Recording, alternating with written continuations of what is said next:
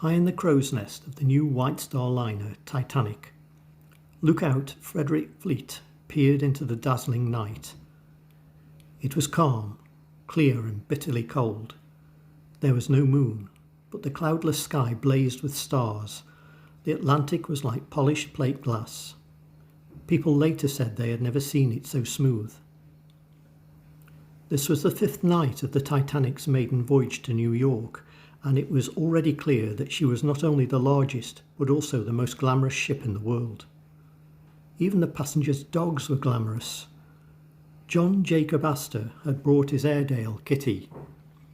Henry Sleeper Harper of the publishing family had his prize Pekingese, Sun Yat-sen. Robert W. Daniel, the Philadelphia banker, was bringing back a champion French bulldog just purchased in Britain. Clarence Moore of Washington also had been dog shopping, but the 50 pairs of English foxhounds he bought for the Loudon hunt weren't making the trip. That was all another world to Frederick Fleet. He was one of 6 lookouts carried by the Titanic, and the lookouts didn't worry about passenger problems.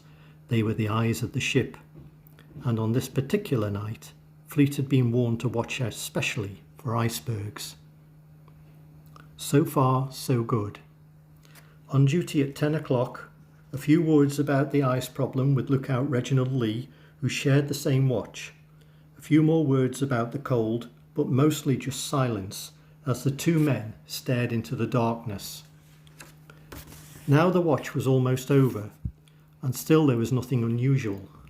Just the night, and the stars, the biting cold, the wind that whistled through the rigging as the Titanic raced across the calm Black Sea at 22.5 knots. It was almost 11:40 p.m. on Sunday the 14th of April, 1912.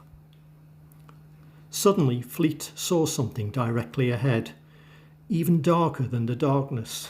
At first it was small, about the size, he thought, of 2 tables put together, but every second it grew larger and closer.